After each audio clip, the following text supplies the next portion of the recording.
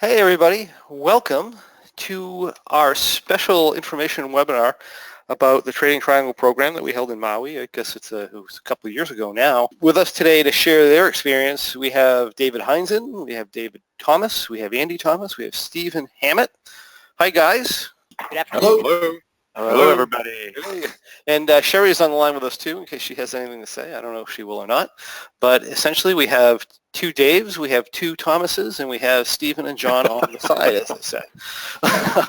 But, before we get involved here, I'd like to tell you a little bit about the purpose of the Trading Triangle program, why it was developed. And basically the Trading Triangle program, it's a program that pieces together all the elements needed to become successful, including trading. I'm not sure how many of you are aware of this, but I didn't start trading until about 2005. And at the time, I had this little success coaching company called Lock in Your Success. And what we did is we helped people to decide what they truly wanted, and then we worked on helping them create the plans necessary to get there. And for the most part, when people came to me, they wanted something called success. They wanted to be more successful. Of course, being successful is highly subjective, right? It means something different to everyone. For most people, when we first start the success process, they say that success has something to do with money.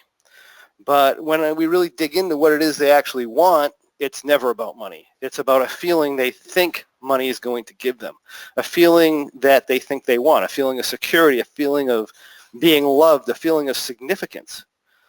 And they think that having these things is going to make them happy. If you think about it, if you felt totally secure, totally loved, and totally significant, it would make sense that you'd feel happy, right?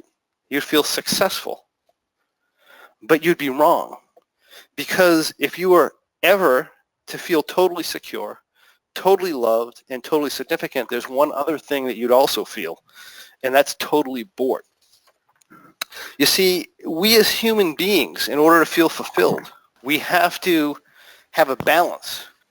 To feel truly successful, we need a balance of certainty. We need a balance of certainty and uncertainty. We need a balance of belonging and significance. We need a balance of victories and failures. And we need to feel like we're growing by making progress towards some sort of a worthy goal. And we need to be celebrating that progress. It's the very challenges and adversity in life that make life worth living, but only as long as we see ourselves making progress. In other words, in order to feel successful, we need to feel like we're making progress towards some sort of defined outcome or destination. So the problem that most people have is that instead of clearly identifying a realistic view of what success is for them and then chunking it down into small steps where they can identify and then reward themselves for making the progress towards that goal, which in itself is the very definition of success. You need to realize that success is a verb.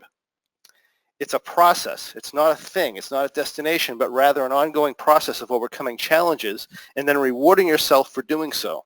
This is what makes human beings happy. It's what makes human beings feel fulfilled.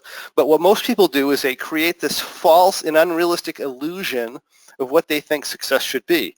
And then they compare it to the negative things they choose to focus. They compare it to the negative things which they choose to focus on about their life experience, which is a really effective way of making yourself get depressed, right? It's a really effective way of making yourself unhappy and anxious.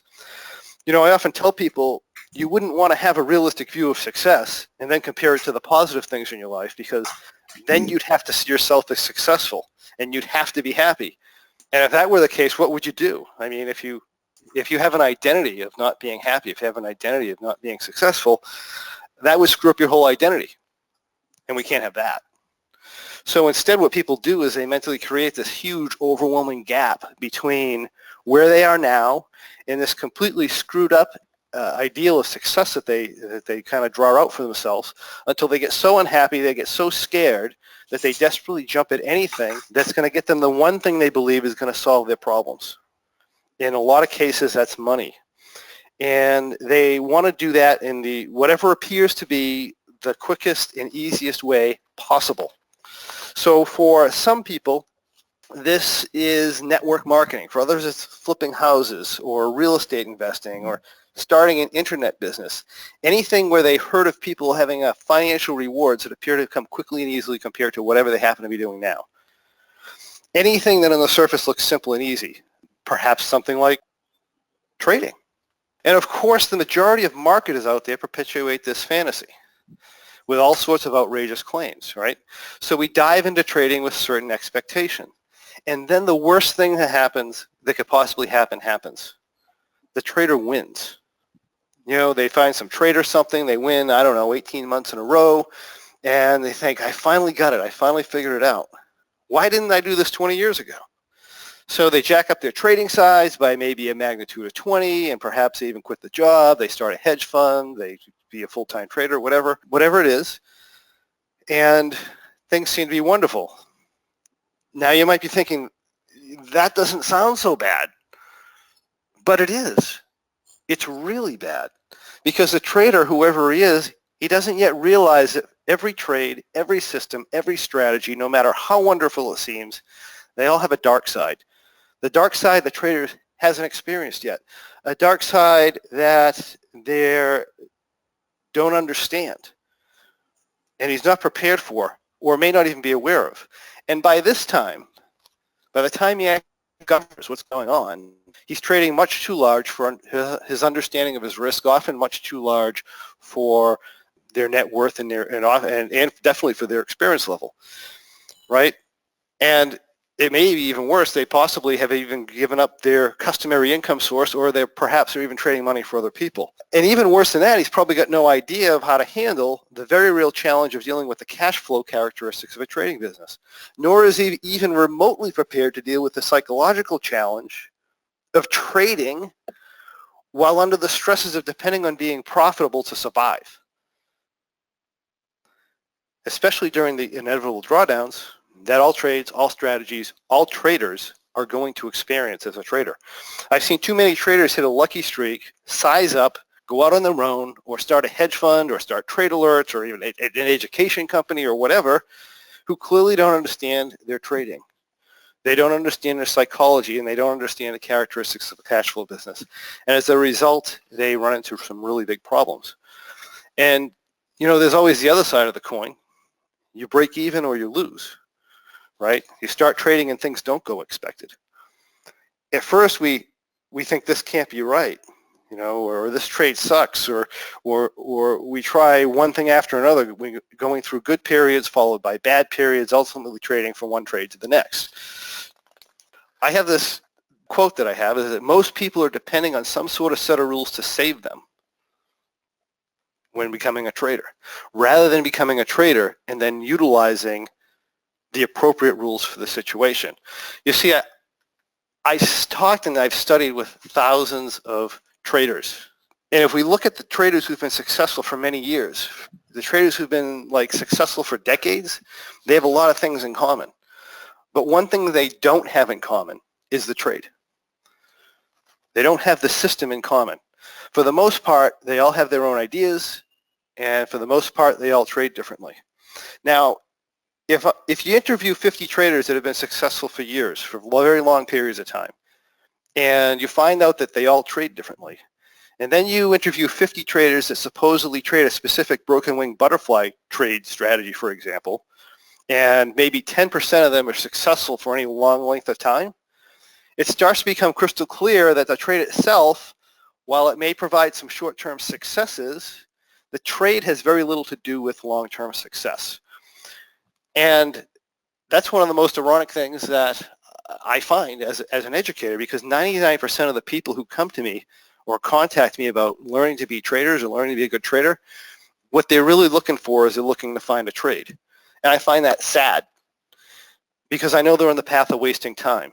They're looking for a specific trade or a signal or whatever that works all the time, and they're trying trade after trade until they give up or they eventually die, rather than looking inward towards themselves and asking, what is it about the way I'm thinking that's preventing me from feeling successful? Because a lot of people, when they come to me, ultimately what they want, if you dig down into it, they want to feel successful, they want happiness, they want a little bit of comfort and in their lives. So realistically, your question should be, how can I change my thought patterns in a way that will actually draw me towards success or draw me towards what I want? Okay? And that's kind of what the Trading Triangle program is about. It's about the psychology and the business aspects of trading more than anything else. So I've talked enough, been 11 minutes. So I'm going to bring on, let's see, David Hines, and he's going to talk a little bit about what he got out of the program and so forth. So I'm going to actually, we'll just, David. Hi, David. Yes. Hey, how are you, John? Great. How are you? Doing good. I don't have any slides to share, so you can just keep that up or what Awesome. have you, and I'll kind of talk. You can talk, and I'll ask questions if I need to, or if anybody else has any questions, please feel free to type them in, and we can for David. Awesome. Well, first, I got to say that the squeaky wheel definitely gets the grease. So the last time we were all together, I was put on last, or close to last, and made a big deal out of it, obviously joking in jest. But now, be careful what you wish for. John and Sherry have put me on first, so spotlight is on. So yeah, but thanks for having me on and kind of reliving this whole thing over the last 3 or 4 weeks. I've been reviewing and watching the videos again, and of course that takes you immediately back to the great time we had there in Maui, and I've learned a whole lot more watching it a second time. And just like all your videos, you get different nuggets each time you watch it. Well, it's funny because you have to remind yourself, we watch these programs and we think we went through it, but the reality is you only actually remember about less than 7% of what's there. So absolutely, you go through it and it's like, oh yeah, I remember that. Why didn't I apply that? Or why didn't I do that? So. Exactly, and if the viewers haven't figured it out yet, this is not like any other kind of trading program out there, because there's a lot on psychology. So, and that really, once you have your basics of, in my opinion, the mechanics of options trading, it's that psychology, and more specifically, in your case, the NLP stuff that really kind of excels you to the next level. And that was very fascinating, the stuff you talked about, John, about the brain and your habits and how you can literally change them in an instant. And you go over several concepts there and different patterns and a lot of fun stuff that I think viewers may not have even heard of. Even if they're into psychology, I know I've always kind of been interested in that subject, but and you kind of use them interchangeably. But NLP has got a lot of differences from what I've studied now about it than actual psychology in the historical. Yeah, so just so everybody knows what we're talking about, NLP is short for Neuro-Linguistic Programming, something that Richard Bandler and John Grindler developed back in the late 60s and early 70s. And I use a lot of that along with what I've learned. I'm a professionally trained, for those of you who don't know, I'm a professionally trained coach, transformational coach, success coach. And we've traded with Tony Robbins and a lot of other people, and we look at psychology a lot differently. And a big part of the program is teaching people about why they do the behaviors that they do. And it has to do with the 6 human needs. It has to do with your value system and your identity and your beliefs, and we really dig into that within the program. We look at, a lot of us, we get this thing where, geez, I'd really like to lose weight, or I'd really like to do this, or I'd really like to do that, but I just can't get myself to do it. Or I'd like to feel differently, and I can't get myself to feel differently. And there's a systematic way that your body stores things and codes things that gives you a certain feelings, that comes out in feelings. And NLP is all about that, and how to shift those things around so that you feel and behave differently. Or we can go as deep as you want. We can go all the way to identity and start doing identity shifts, it's kind of really crazy. But a lot of the stuff that people work on, they're trying to work on it at a behavioral level. But if you're trying to change a behavior and it conflicts with an identity or a value, you have problems. It's going to happen. Right. Yeah. And people might be watching this and thinking, well, that's silly. Why do I need to use this? I want to trade. And what that tells me is maybe they haven't got to that point yet. So you certainly do have to have the mechanics and the education, and then the psychology is really going to make you a better person in general, which will kind of lead to you becoming a better trader as well. So some of the things I learned that I came away from this program with was the in-depth study of trading as a business. So I know personally I wasn't there yet. It was more of a hobby, but even though I had scaled up in my planned capital, it wasn't a business. But now I kind of see that that was really a double negative. It was even more of a reason for me to do the work. Here I had scaled up, but I really hadn't done all the things that you need to do to have a successful business.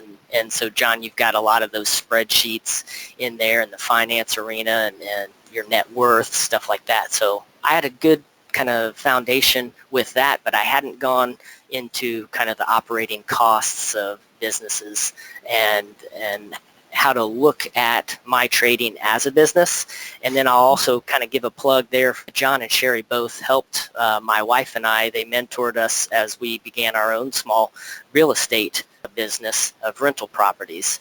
So as an example, I had to put a brand new door on one of our homes that is a rental, and it was $600. But I'd never at once thought, oh my gosh, well, I can't put a door on. That's a loss to me.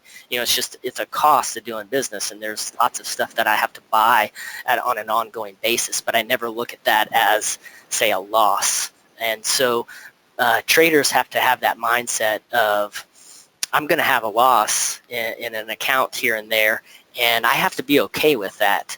I'm not going to win every time, and you talk about that a lot, but you have to really kind of internalize it and visualize yourself, because for me, I had a lot of success in trading, and when you talk about, oh, you're going to have losses, and what are you going to do when your trade doesn't work? And of course, I was thinking, oh, he's talking to somebody else, because I got this. I'm not going to lose. And then, we all went through late last year and early this year where we had some periods of time where the market neutral strategies didn't too well. And if you were a beginning trader or had the wrong mindset, the wrong psychology, or trading too big, as you mentioned earlier, John, then they're probably not with us anymore. So the business part is really big. Yeah, it's huge, and I think a lot of the traders, just like your real estate business, for example, that you have, David, you need a door. I mean, in 2 years you might need a roof, right? It might be like $10,000. It might be $20,000, $30,000, depending on the size of your building. And the thing is you need to identify that ahead of time and realize that, hey, these costs are going to come up, and therefore I have to budget properly for those costs. I have to have money set aside for them. I have to be ready for them to happen, because it's just part of owning real estate. Absolutely. Right. It's the same thing with trading. You can't go in there and say, hey, my expenses are $5,000 a month, and I'm going to make a month on this much money, and this is all I have, and everything's going to be fine, because that's not the way that it works. Right, you can't count on that. And Dave Thomas, thank you for your presentation. Great job on that. Several things jumped out at me during his presentation. He talks about the tools for success, and a big one is commitment. So if you think about people in your life, or just people in general, successful people, there's not a single person in any area, doctor, lawyer, scientist, astronaut, CEO, like you could talk about any kind of successful profession, and there isn't one person that you know of that isn't passionately committed to their profession. So if this is going to be your profession, being a trader, then you really need to get real about it, because a person doesn't wake up one day and say, I'm going to be a brain surgeon, right? And you can't. Nobody's going to allow you to do it. But the barriers to entry on becoming a so-called trader are actually pretty low today. You have an account and a laptop and a little bit of education, or dare I say it, alerts, and then then somebody is calling themselves a trader, and they're not a trader. They're a person who trades, and I got that from you. That's a quote from you. So yeah, it's that, and you also have to convince yourself to invest with you. And there was a dialogue in the Trading Triangle between Dave Thomas and Steven, I think it was, where they were talking about so many of us will take unnecessary risks with our own personal account because, hey, nobody else is going to see it. I can tell people whatever I want and show on the Skype group this awesome trade that made money. I don't have to show them the one that lost money. But if you kind of you have that self-talk with yourself and kind of pretend you're trading other people's money or a desk's money, something like that, and it will help you become more accountable to it. So like Dave Thomas says, if you give somebody imaginarily the money he needs, here's $500,000, go trade, and then they're like, oh well, no, that's not the problem. The problem is, like, what do I do? Where's my trade? And you've got to do the work, the back testing, and everything that goes with it. Yeah, it's very important you understand what you're doing. Especially, it's not a big deal if you're only trading 2% of your net worth and you've got a full-time job or whatever. You have plenty of money and you're not worried about it. But you start getting to the point where you're depending on that money to support yourself, or you're depending on building up an account so that you can retire. I mean, it becomes really serious at that point, and you really need to take it seriously. Yeah. Absolutely. So what I liked best about it was just being at a live event with other traders. Now, I know people that look at the recording are not going to have that, but they can get that kind of feeling from, say, the round table that we had. So they'll like the recording just as much because it's very informal. It's kind of like you're eating dinner and having a conversation with these traders that have great experiences and great ideas to share, and that's at least 2 of the videos. And then, of course, you've got J-Dub, John Wilson, at the Trader of the Month. So that's always fun. Don't be drinking milk while you're listening to the Johns talk, because you'll spit it out. That's funny. Yeah, it's got to be one of the best, one of the funnest seminars I think we've had. It was a lot of fun for sure. Yeah, it was like you were doing that with an audience, because we were all there kind of watching and having fun. Yeah, it's always a good time. Always a good time. So I'll end this, and I'll just say the biggest difference or impact on my trading as well as my outside life, again, is that psychology stuff you talked about. And in fact, I've gone a step further. I've started reading some books, John, and if anybody wants to learn more, I just went to my library's website and got a book called NLP, The Essential Guide, by Susan Sanders. It's a really good book, I think, and that comes from someone who knows very little about the subject, but from what I've read, it's very fascinating. And I went ahead, and even after the book was due, I went out on Amazon and purchased the digital version, because it's something to refer back to. It talks about the conscious versus the unconscious mind, and how your conscious mind doesn't even wake up till like you're 6 years old, and that's very important.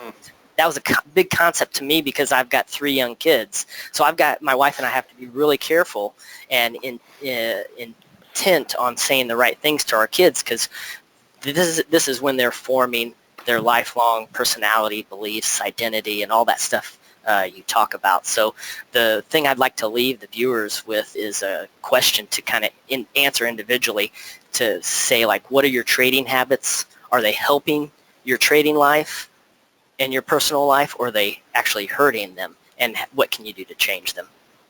Yeah. When you start getting into and obviously this is a subject that you could spend a year on. Sure. But when you start getting into how your brain works, it's really fascinating. It's really fascinating. Yes, it is. It's unfortunate though. A lot of us, we don't, we try and do all this stuff, and we try to feel better, we try to make ourselves do certain things, but we were never given an owner's manual about how the mind works. We just don't know. We're just kind of muddling along, and I mean, it really opens your eyes once you figure it out. And this is stuff that psychiatrists don't know. Okay, sure. I mean, you have PhDs and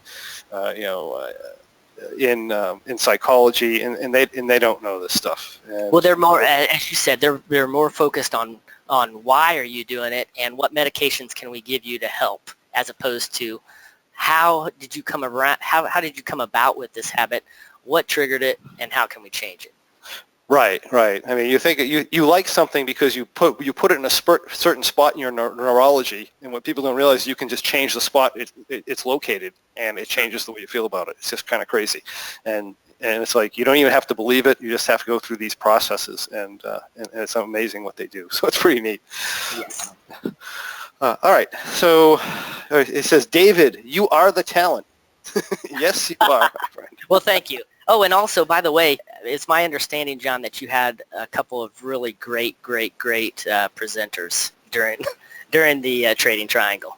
We did. I think David, you actually did something there, and so did David Thomas, and we had lots of great stuff there. Yes, so thank you for that. I watched it again and noticed how just completely nervous I was to be in front of my peers, trying to impart knowledge. But it was, I look back at it as a great learning experience, and I had a lot of fun. It really was, and I think one of the best things was the successful options panel, because we had a lot of people who were really good traders up there talking about real life challenges with trading. So all that was really great. All right. Well, thanks for talking with us, David. And of course, if you have any questions for the other David, let me know. Absolutely. Yeah, and Dave, before you sign off, Dave, it's kind of interesting. You just mentioned about going back and watching some of the videos and stuff, and especially of your own presentation that you did in Hawaii. Yeah. I remember I did the same thing, and I went back there, and it was a very humbling experience. All of a sudden, saying, "Oh my gosh!" Sometimes you say, "Why in the world was I saying that?" And I looked very nervous and all these things and saying, "Oh, there's nothing more humbling than to see yourself up on a video on stage for sure." Yes, that's true. Believe me, I know. Yeah, you're only your own worst critic, so it's all good.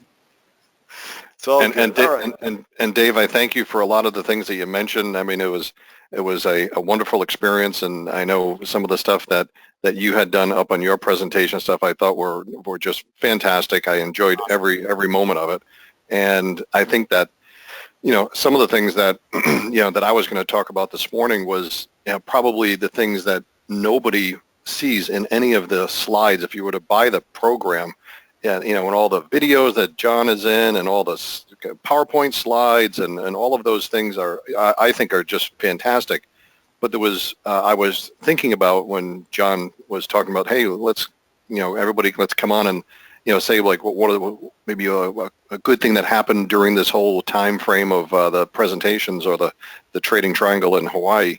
Apart from being in an absolutely gorgeous place, although right now I'm not sure if I would want to be there with the volcano going off, but I'm glad that wasn't on our island 2 years ago. But one of the things that really came out to me, and I think everybody that's on the line here, my brother, Dave, yourself, Stephen, and many others that were there at the conference, we had this kind of unique thing happen. And I know that we had a lot of things planned for the conference that were, we had kind of these half-day sessions in the morning, and then we had various things that were happening in the afternoon, which were, various kind of team building kind of exercises, zip lining and all kinds of, really fun stuff going on the boats and everything. But there was for some people that didn't participate in all of those, there was also something that wasn't planned, and I thought was one of the most fantastic things that happened. And it's really nowhere in anywhere that people even talk about. But it was after everything was done, and we had our sessions, and you're always even after 5 hours of this, you're probably a little spent as far as your brain goes. There was a lot of people that ended up just kind of gravitating up by poolside, and so we ended up having these very casual, ad hoc sort of meetings by the pool. And I know all of you guys at one point were involved with one of these to one degree or another. And, people were not necessarily really going in swimming, but, people were ordering food. They were getting lunch because it was lunchtime. But what happened was that there was this every day, literally every day, people were going up there. And, when you're in a conference like that, there's opportunities to be able to talk to people and stuff like that. But, a lot of it is, we had the round tables, as Dave Hines as you were mentioning. But there was also this thing kind of outside of it when it was like, okay, people could, it was very casual. People were trading ideas as to, some of the things that maybe was a little bit confusing during the seminar. And they said, hey, did you kind of get what somebody was saying during the seminar or whatever? And it was a chance for people to really just be very, very open and honest and be able to kind of go over some things that were just, very different, and things that you normally don't get a chance to talk about during the conference. And So I just thought that that was it's not something that's, very well publicized. I mean, you don't see it in the, if you're to buy the program, it's not anywhere because obviously these weren't recorded or documented. But I guess it's more of a point of saying, for future kind of activities when you have these, when John puts on one of these, conferences, there's always more to it than kind of meets the eye. There's and sometimes these are the subtle things, maybe these the soft kind of things, the soft issues that are provided, which no one can really plan on, and sometimes they happen more than others. But I just wanted to let people know that this was something that if you really put yourself out and you kind of make yourself available, these things happen. And, these were, sometimes we were sitting around, the poolside, at these tables and chairs and whatever for literally hours, in the afternoon.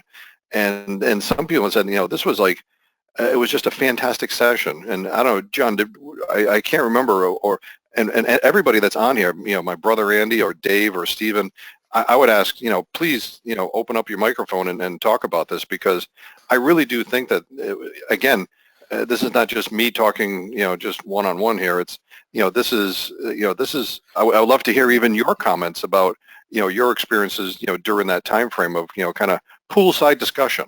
Well, yeah, at the live events, I mean, the discussions we have that are at lunch and at dinners that we have are just, I think they are priceless. It does a lot for me too, because it gives me a real-time feel for what traders are challenged with and what they're experiencing, and a better way to help them. And I can usually work with them sometimes a little bit one-on-one. We do some NLP stuff with them or whatever.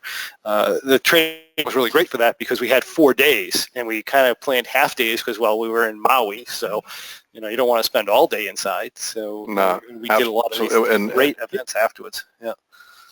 And the nice part about it, like even the place that we were having the discussions, you were inside of a room, but because of all the windows and everything was wide open, you kind of felt like you were half outdoors anyway, Right. Stephen, what do you got going on? Yeah, I was just going to say, Dave knows this. I totally agree with what he was saying. I mean, that's where you get, a ton of value out of these events, because, trading, even if you have trading buddies, you're doing that electronically through Skype and whatnot, you can fall into isolation. And when you do get an opportunity to just sort of huddle up with some folks live and talk about things, you kind of walk away and you're going, oh, okay, they're kind of having the same problem or question too, so I'm not crazy. Because you sometimes you get isolated and kind of lonely trading, and you're like, what, is it just me? Am I the only one that's sort of running into this problem, or did I interpret that wrong? And why is this not happening the way I planned? You don't feel so alone, and you're exactly. And it's not, and that's not to say misery loves company. We joke around about that. It's not really that. It's more, for me and maybe some other people, it was probably more, okay, I am asking the right questions, or I am on the right track, even though it seems kind of rough and challenging. It's kind of empowering or comforting to know other people are kind of thinking the same things. And then, of course, within minutes, you find out something, a new path that's kind of a breakthrough with something you may have been struggling with. Well, just by talking to these people. I found one of the things that, going from, as many of us have, a lot of us have been in careers that had been in other, businesses during our many years of working, before getting into or working and also doing options at the same time. But for myself, this is 100% of what I do now. But what I found is that one of the things that is missing is when you normally in the business mode where you go and you're going into the cafeteria, or you're going into the lunchroom, or into the place to go grab a cup of coffee or something and you're sitting there and somebody else is there and you have a chance to chat. Well, none of us have that opportunity right now, because all of us are either, if you're doing this at home and this is your only thing that you're doing, well, you're sitting there at your trade desk at home and you're basically there by yourself. So unless you have the opportunity to be able to either have some small, like a trading buddy, as Stephen said, or Skype groups where you're involved with other people that are doing common things, it can get a little bit lonely. And I think that's this kind of act of being able to, as I mentioned, kind of poolside discussion.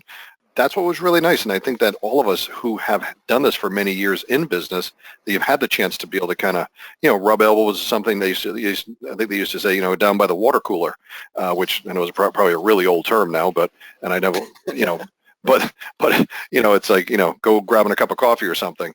And to be honest, even now, I feel very, very fortunate because even from the area where I live, there's a few people that are traders. We'll get together, probably, 1 or 2 times a week, for going, just meet up at a place and getting a cup of coffee.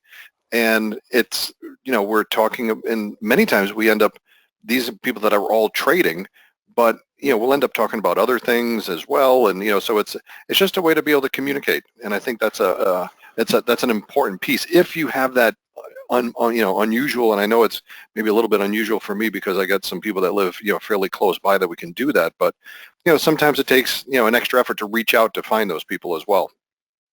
Yeah, definitely does. Definitely does. Did you want to show something? You said you had something on your screen you want to show. Let me make you presenter.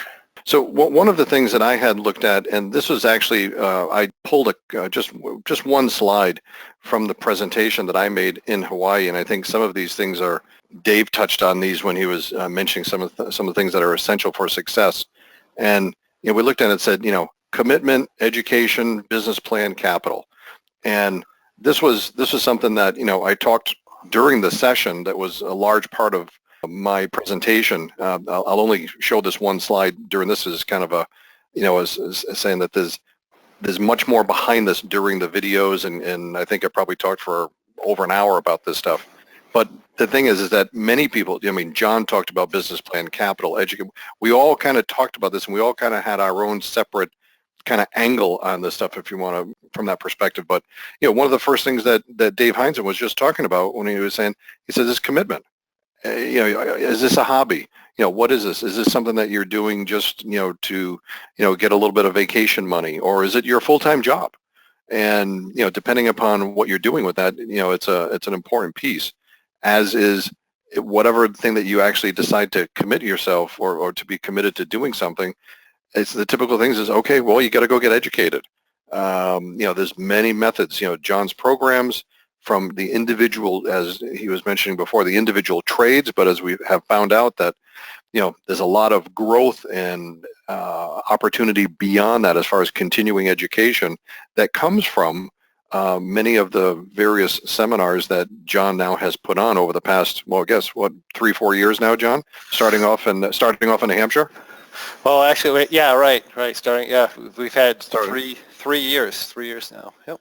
Yeah, New Hampshire, and then Hawaii, and then Boston, and then now next year in next January in Orlando. So don't forget the M21 as well. Right, the M21 is very good. That was a program we put out through SMB. M21 was in New York. That's where I met David, right, Hines. That's right. That was a great program as well. That was fantastic. It was a nice small group. It was beautiful. Mm-hmm. And some of the things even just continue there is that, what we talk about in the videos is, looking at various ways to be able to get, your education, and then, developing into your business plan. And, and these are things that, if you think about in a normal business mode as that we have had in, say, many years with Dave Hines, and Dave, I hope you don't mind me giving you as an example here, he committed himself to be a pilot. Well, guess what? He went and got educated to be a pilot. He put together his own business plan as to how to figure out how to go from his initial flying into small time flying, I guess, if you're, and then into commercial flying. And then, hey, once capital is available, wow, then he can do lots of things with that. I mean, as he mentioned just now, is going into more real estate and different things. And so this isn't an unusual combination of items here. These are kind of typical, but sometimes we forget about them. And I think people sometimes forget, many times when I get students on the line where they say, oh, I want to learn, the X4 program. And John, as you were just mentioning before, it's what you find out is that there's so much more besides just, okay, well, the trigger for that adjustment is this, and this is what you do. that's the very, very, very basic things which you do have to learn. That is part of the education. Right. But there's a lot more beyond that. Right. The education is critical, and we talk a lot about psychology, and psychology is critical also. But you do have to know what you're doing. I mean, you can wish yourself to be a great trader all day long. You need to have an idea of what you're doing. But the reality is, the mechanics behind being profitable trading are extremely simple. Even the amount of times where I know after, I mean, John, when did you put out the M3 video? I mean, when was that originally put out? How many years ago? Well, we've been trading it since 2007, but right. Video was one through 2010 or 2011. Yeah. Yeah. So it's like 7 or 8 years ago, and yeah. And I remember going through that, right at the very beginning when you produced that. Well, and I've told many students, I said, hey, even now, after I've been trading now for 10 years, I still go back and listen to those videos, and I've listened to them. I can't tell you how many times. Because every time I go back through, I learn something. I go back and listen to it, and I go, oh. Yeah, I know. Really. I learned something. And you taught it, you forget it. Yeah.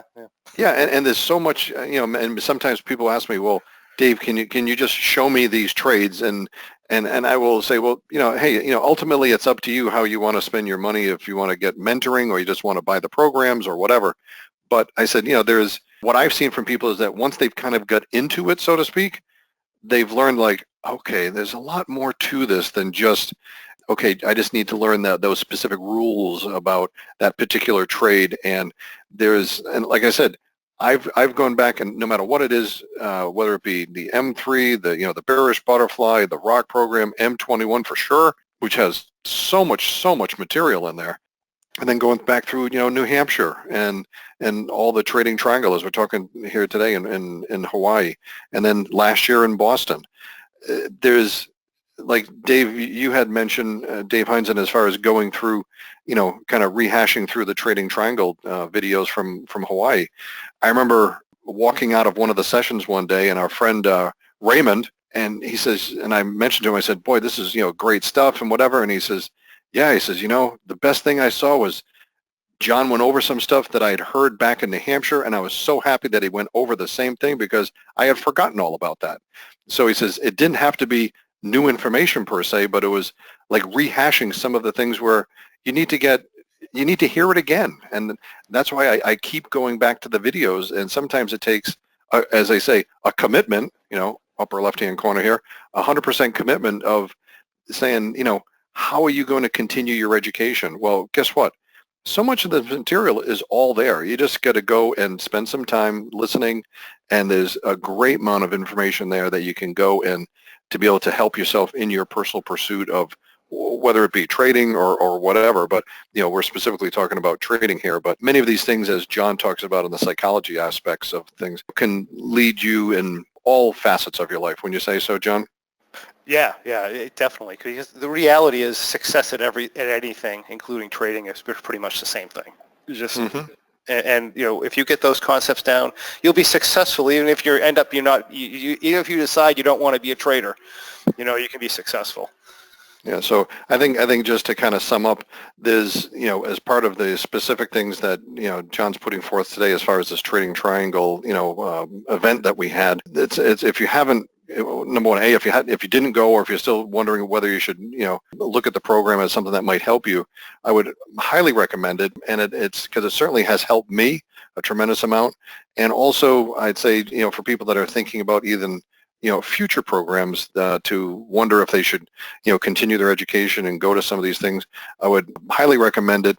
It seems like no matter what may be advertised as what's going to be happening at a particular seminar, there is always way more that is like, it's almost like you can't advertise what's going to happen, because some of it just happens naturally, during the process, and some of those things are extremely beneficial. Again, I don't know if anybody has gone out of one of these seminars and felt like they really didn't get their money's worth, so to speak.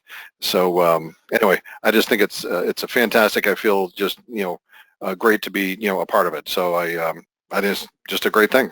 Awesome. Thanks, Dave. So let's bring on Andrew. Yes. Can you hear me, John? I can. I can. Okay. So All Andrew, right. thanks for joining us today. Andrew's, if you haven't figured it out, is Dave's brother, and he's been at several events as well, right? Yes, yes, yes.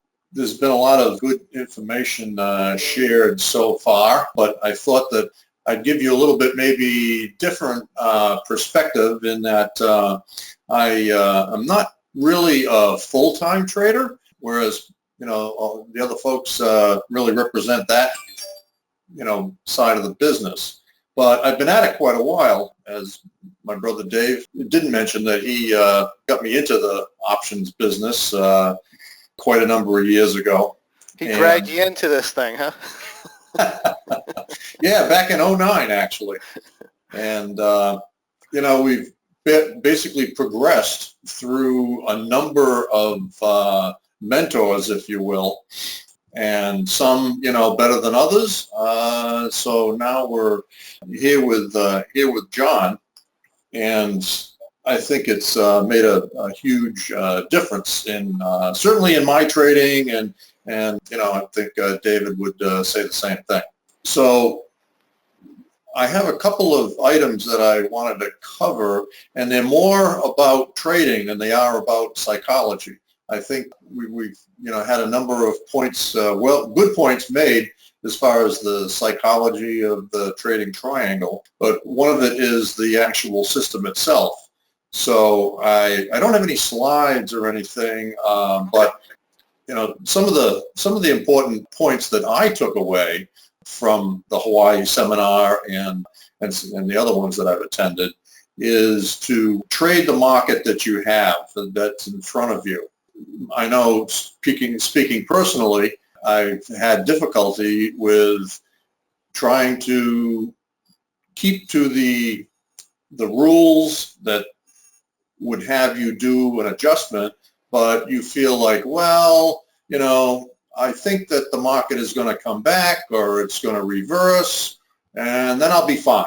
That'll work out just fine for me. And through some ugly experiences, that's not the way that you should be trading. So one of the things that I definitely took away was that you really have to trade the market that you have, not the one that you hope for or wish for. Well, definitely not the one you hope for or wish for. Right, because it usually won't come true.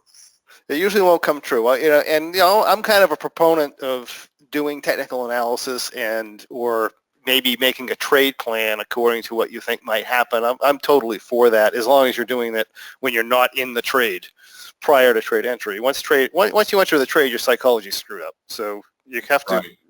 At that point, you're following your system and you just let it run. Yep. So, Yep.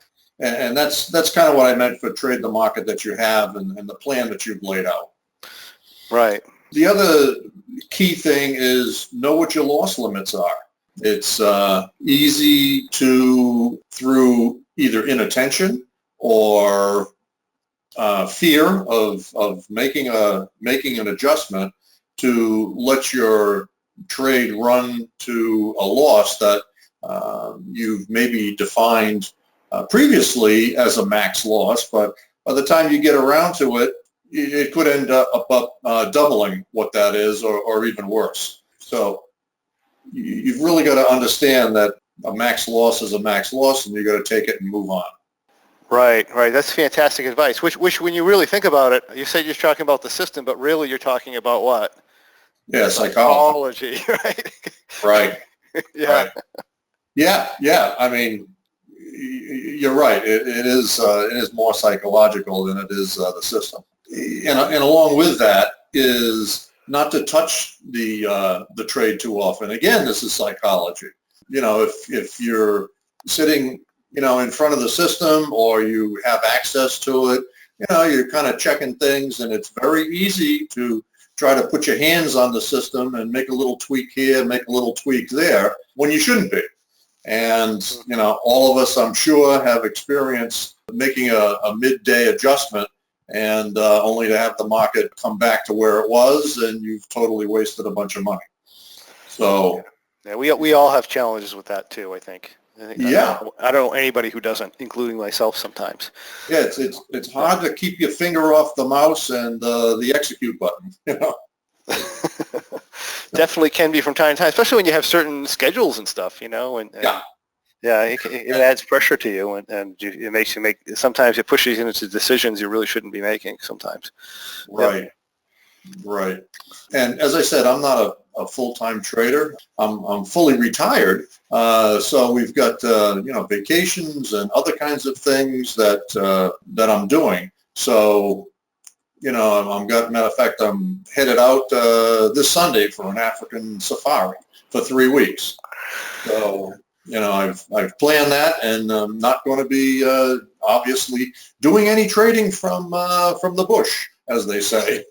Well, that's fantastic. I hope you have a great time out there. That sounds awesome. Certainly, I hope it will be. Stay away from the lions. Yeah, there's a lot to stay away from. Andy, I thought you said you're going to be trading while on top of like an elephant or something out there. Well, they didn't offer those services. The Wi-Fi is not that good. So, but lastly, I wanted to mention, and the rest of the guys have mentioned it also, but the interaction with the other traders. Dave mentioned sitting around the pool, but it really does help to get to know some of the other people personally. Not that you know everything about them, but, traders come in all shapes and sizes. Some are retired, some are still working, some are extroverts, some are introverts, some are financially conservative, some are risk takers. But one thing I found is that, most of the people that I've met through John's seminars and others before, is that most of the people are very willing to share what they know and help you with improving your own trading.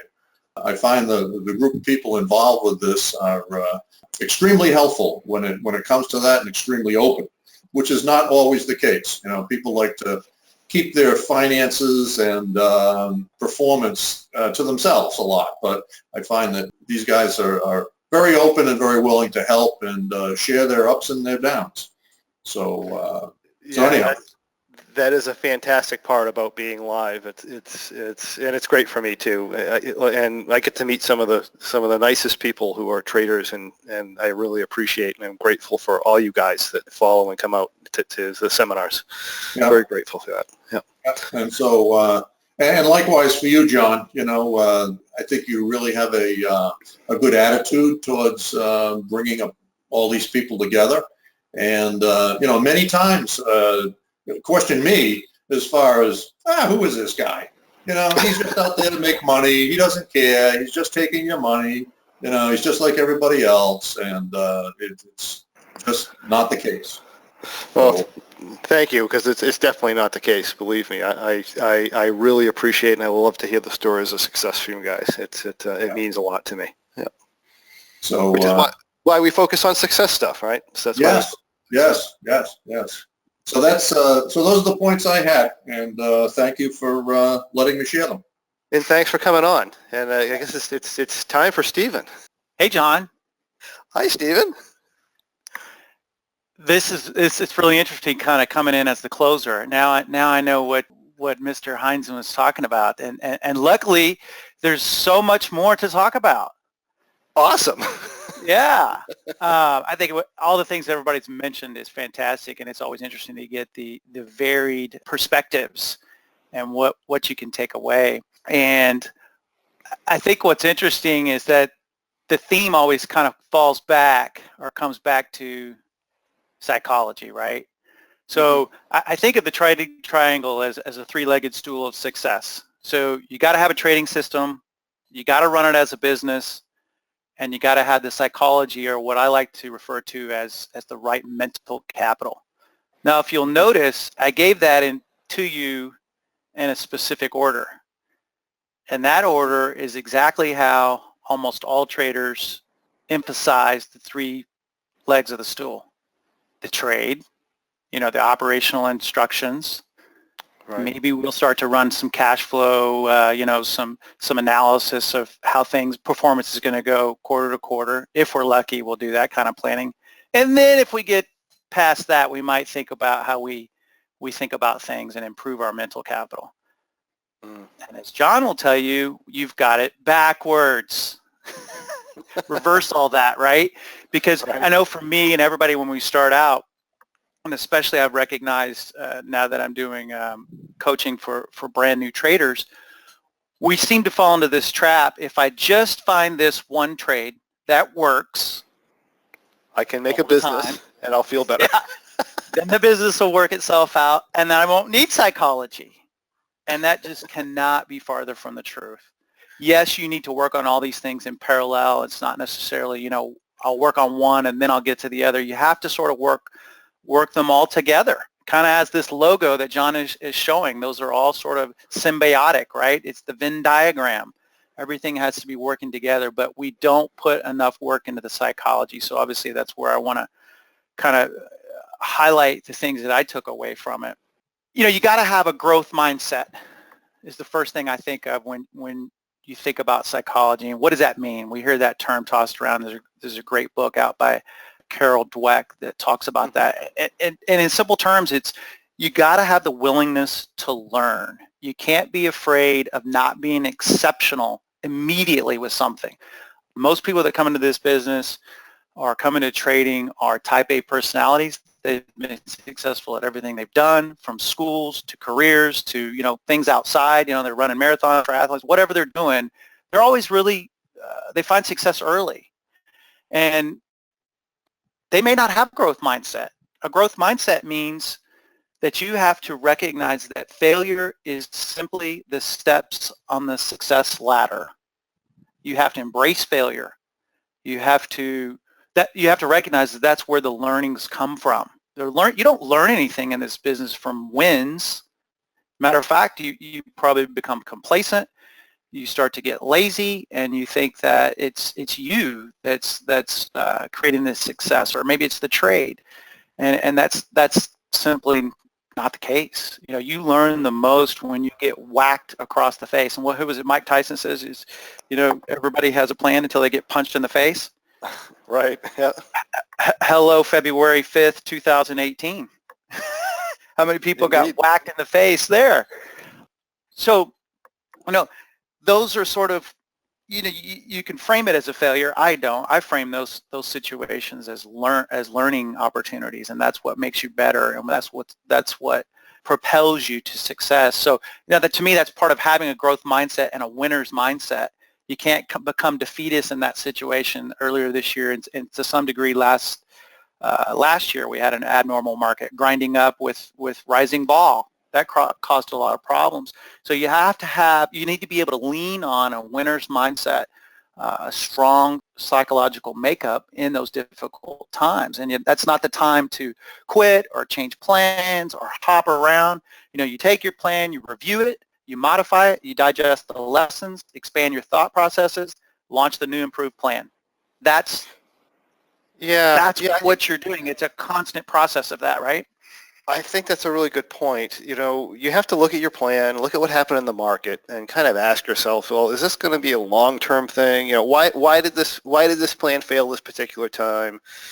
You know, does whatever happen in the market, is this going to be a long-term event? Does it affect the viability of my system? I mean, there's just all those questions you should be asking. And if it doesn't, you just keep trading the system. I mean, if you have a good strategy, a good system, I mean, you just go with it unless there's something fundamental in the underlying fundamentals in the market that changed. And I mean, there haven't been. We had an overextended market that retraced. I mean, and it was a historic time in the market where we had an up move that was just continuous with no pullbacks for a very long period of time. We had historically weird volatility shifts in the whole month of January. So, you know, you just had something extremely abnormal happen in the market, and you can't shift your whole trading strategy to tune it towards that one abnormal event, because things that won during that event are not going to do well in general. So, and you can't shift your mindset either, right? Because the way I look at it, and maybe it wasn't immediate, because, you know, even once you internalize these things, you have to kind of check yourself, right? You say, you know, I'm glad that happened, because now when that situation happens again, I'll be prepared. And so each time we have a situation that kind of punches us in the face, or maybe weren't as prepared for as we should have been or felt like we could have been. Now you are, now you've seen that, and that's kind of part of what, you'd asked us what's Right. one of the As long aha as you moments. frame, Yeah. frame your experience properly and you learn from it. Yeah, Right. yeah, exactly. And it's easy to get down on yourself and question and throw in the towel and say, oh my gosh, what this is it. We just went from, it was a 180. We went from the weirdest straight up, no fear in the market, to now we've got some fear, but we're still going straight up, blow off top January, boom, totally opposite. The market's dropping, 50 point ATR, wild volatility. You talk about Jekyll and Hyde, and so it's easy to let your mindset get impacted, and that's the exact moment when you can't let that get to you. And this I'm going to stitch this together with some other thoughts here, John, and if we need to wrap, just let me know. But Sure. it kind of comes down to, if I were to sum it up, trading is simple, but it's not easy. And it's funny, I've heard that from John, I've heard this from other sort of areas and some other people that, I listen to on different topics. Anything you can explain, you can make it sound simple, but it's not easy. And so it comes down to having proper process, and you have to focus on the process and not the outcomes, and it's how do we respond to situations and not just react, don't become reactive. And if you focus on outcomes, P&L, and did I win, did I lose, and what does that say about me and all that, it's just, you're not going to have consistency. If you put that focus back on process, like I kind of outlined earlier, like with your business plan, for instance, then you are going to have that consistent success. You are going to have, the outcomes that you want. You manage your risk, you focus on the process, and the outcomes are going to play out. And, part of that focus on process is what John mentions in the program and really drives home is focus on what you can control: trade development, back testing, business creation, visualization. I can control all that, but I can't control the market. And believe it or not, a lot of us subconsciously think that we can, because we're type A personalities and we've always kind of been able to control the outcomes in our lives.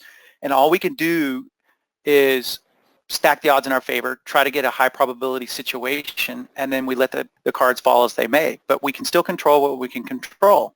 And that is a constant thing for me, and I think for a lot of traders to try to continually internalize. And I would say that the thing that really, when I think of this event that we had, John, I always come back to the one-on-one you did with Wayne Klump. Yeah. That was, and then, I'm not going to give anything away, but it basically was Wayne Klump volunteered very courageously to go up in front of everybody one-on-one with John and do intense probing to answer the question, what is important to him? Now, while that sounds like a very simple question, you find out very quickly during that back and forth with John and Wayne that it's not an easy question. That was intense, and took a lot of courage on Wayne's part, and a hat tip to him. And to me, that's worth the program right there. Just watching that, and then obviously duplicating that with yourself. And then I'll just mention a couple of things, and maybe John, you want to talk to it, but it really kind of boiled down to asking, what is your why in terms of your values, beliefs, your self-identity, and getting those things in alignment. And John says, once you have those things in alignment, you're an unstoppable force. And I don't think that many of us ever really stop to maybe really ask those questions or directly ask them. And if we have, can you articulate those things? And I think that's something that a lot of us don't really do or haven't done. And that was a very, very impactful insight for me. Yeah, what Stephen's talking about is we did what we call a values elicitation, and where we go over, basically what people value. And I do this regularly sometimes with one-on-one clients when we're doing success coaching with them or just basically life coaching. And people a lot of times have the feeling that they want something, but then they can't get themselves to do it, and and they're just really stressed out and anxious about things, and they know how to do something, but they just, like I said, they're just not doing it. And what we find is we do a values elicitation, and their values are pointing in all different directions. It's like having a jet engine strapped to your back with an anchor, and it's all you got to do is pull the anchor up, and you can go. And you don't, and a lot of times you don't even know that. No, you don't unless know that. you go through that Right. process. You're like, oh my gosh, I didn't know I had this 18 monkeys on my back. No, you wouldn't know that because your conscious, your actual conscious is only aware of a very small amount of what's actually going on in your head. I mean, 99% of the stuff that goes on in your life and the decisions you make and so forth are due to unconscious processes, and your conscious mind isn't even aware of it. So, you'll want to do something, you'll consciously say you want to do it, you'll get this feeling. And this feeling is the other part of your value system that's pulling you the other way. And, whether it be your identity, a value, or some sort of a belief that you have. And, when you start doing that, you just tear yourself apart. You're just tearing yourself in different directions, and you don't go anywhere.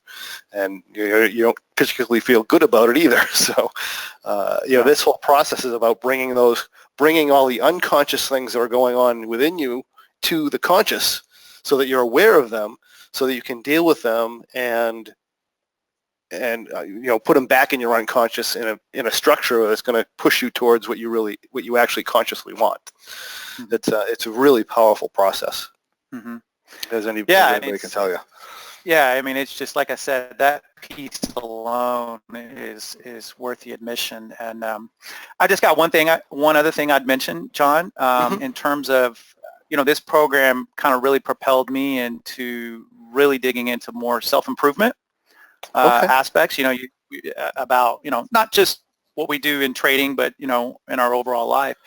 Right. And one thing that it really led me to this concept of mindfulness. I think a lot of us have started to see that's kind of more of a mainstream concept now, being more self-aware, living more in the present, having acceptance and patience and paying attention to our inner and outer experiences. And some people may say that sounds, oh, that's voodoo stuff. What are you talking about? And Western meditation is kind of the way I've read and defined this process of, not judging ourselves and sort of letting things be. And like I said before, this idea of being in the present that gives you a little more inner peace, less stress. I've noticed better sleep. I have better recovery, better decision making, more creativity, and just taking 10 minutes a day in the morning to do that has really helped me frame my mind for the day. And as part of that, it's part of actually a morning routine, which I kind of call my pregame warm-up. Mm-hmm. I get up in the morning, I have my breakfast and my coffee, and before I turn on the phone, look at email, TV, whatever else that's maybe going to happen, before I do all that, I have pregame warm-up, which entails I have a list of affirmations that I read every day. That I have some daily readings that I do. It might be, something that I've read in a book or something that I caught somewhere that I like to reread and sort of remind myself of that, or a favorite podcast, a snippet of a podcast from high performance traders, high performance trainers, or self-improvement fights, Tony Robbins, anything like that, and then some meditation. And it might be 30, 45 minutes. And the days that I do that are black and white from the days that I don't. I don't go into, the days that I don't do it, you feel a little rushed, you feel like you're a little hurried, there's something kind of missing, and that can bleed into your trading and your overall decision making and everything else in your life. So if I can do my pregame warm up before the whistle blows, it really makes a big difference. And I probably wouldn't have started down that path of implementing that in my daily routine had I not gone through the trading triangle. So. Yeah, that's fantastic. And yeah, I mean, meditation is great. Like I said, we do self-guided meditation, which is basically hypnosis, self-hypnosis type of stuff, and it's just all fantastic. DG says congratulations. He's a big proponent of mindfulness. So and meditation. I mean, it is. It's all about the way you think. I mean, a lot of us are trading because we're looking for a way to feel better, one way or another.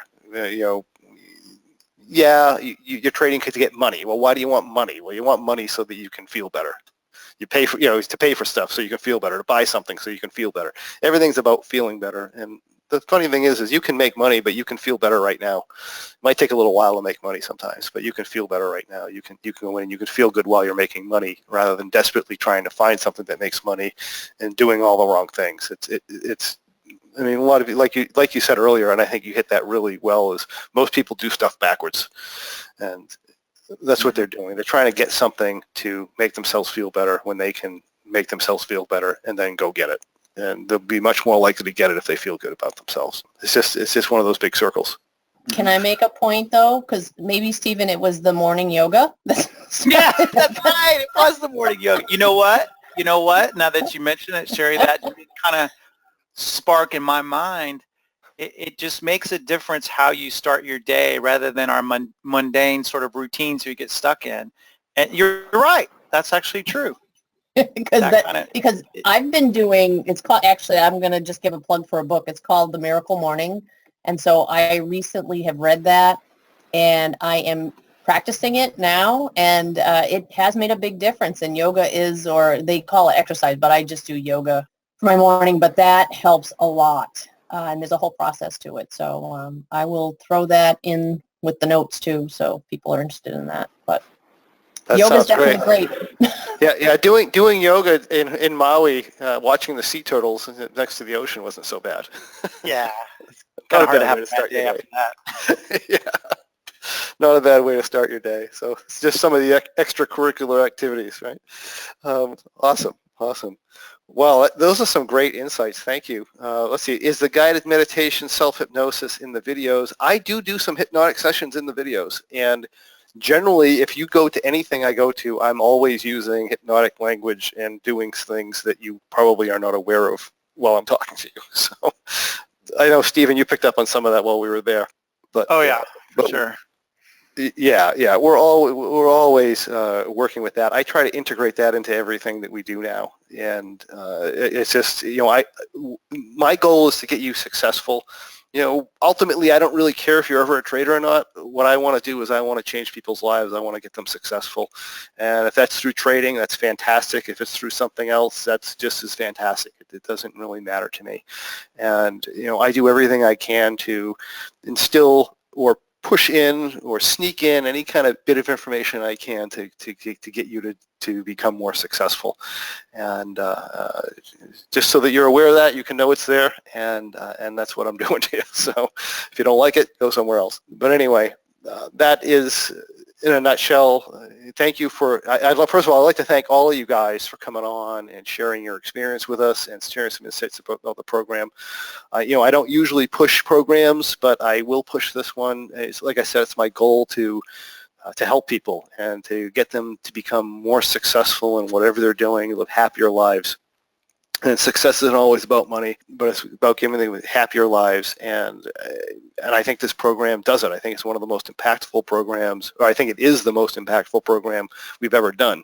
I mean, and we're not showing necessarily trades. We do talk about trading. We do talk about some trades. We talk about some trading systems, but it's primarily psychology, success, and business, and putting the systems together. Right. So if you're looking for a trade, this isn't for you. If you're looking for a way to become a great trader or just feel successful or feel better, then this is something that I think it's a must-have for people. And let me just talk to you a little bit about the program, and we'll let you go. The Trading Triangle is about the process of becoming a successful trader. We talk about finding a trading methodology that works for you, because you have to have or create some sort of a methodology. I mean, that's part of it. That's part of becoming a good trader. You got to have some sort of a methodology or process, but you also have to have a realistic expectation or have realistic expectations about that process. You need to have the confidence to trade the methodology, and you need to have the confidence to maximize the methodology's performance even when things don't seem to be going well. As we already pointed out, it does take more than a methodology, though, to be long-term successful. So you need to make sure you have the proper business practices so you can sustain your business model, or you can sustain your business long-term and be profitable long-term. You don't want to be a flash in the pan, right?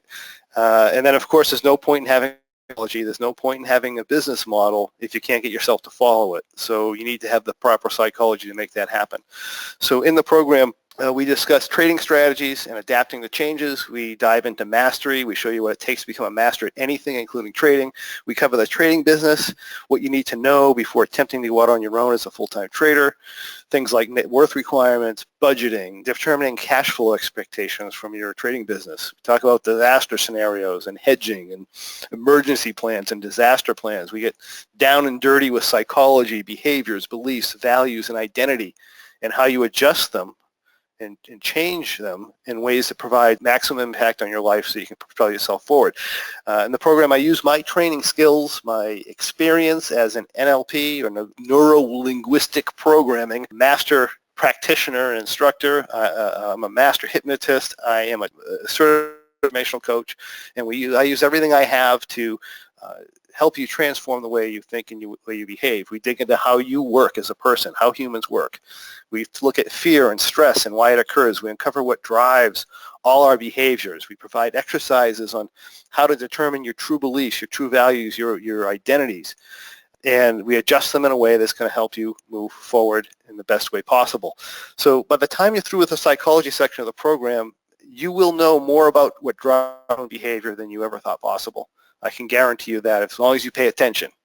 And you're going to have the tools to accomplish virtually any change you want to make in your life. So, in my opinion, this is the most impactful program we've ever put together. And and again, you don't spend the money if you don't have it. But if this is something that you can afford to have and you want to improve your life and be more successful, I think that this is going to be a must-have. And what we have on this for pricing is we're running special pricing until June 11th. Again, this was a 4-day program that we did in Maui. There's lots of additional material to it, budgeting and stuff like that. We have our non-basic or non-member prices is going to be $14.95. Premium members is going to be $18.70, and Premium Plus is going to be only $16.95. And if you're interested in pursuing this, you can go to our website. I'll just show you where it is. If you come into here and you go into programs, and you can either look at Learn SPX trades or Learn Russell trades, and either one of those is going to have the Trading Triangle Maui, and you can click onto that. We have much more information on the program here. We have some, like an intro video. We got some other information going forward, and that's where it is there. So that is the deal that we're putting out. And who is the handsome guy in the Hawaiian shirt? Let's see. In here, yes. I think that's Ed. Oh, you mean the other guy? This is Seth asking questions, right? All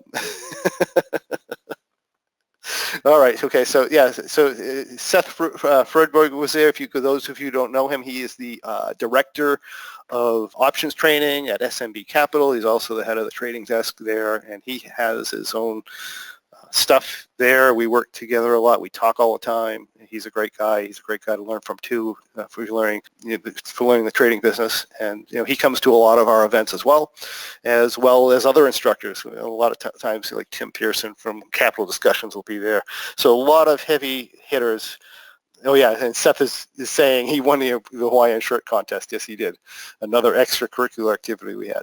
But anyway, we have a lot of high-power traders. We have a lot of new traders too who come to the programs. We have some instructors a lot of times from other places, and it's just a really good time at our regular events. And like I said, this is something that's definitely worth having if you are. Yeah, don't forget the zip lining. Yeah.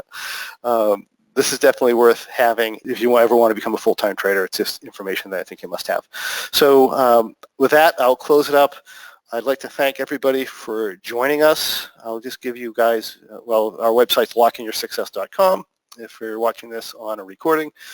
And again, this applies to any kind of trading as well. It's not specific to our systems. This will help any kind of trading.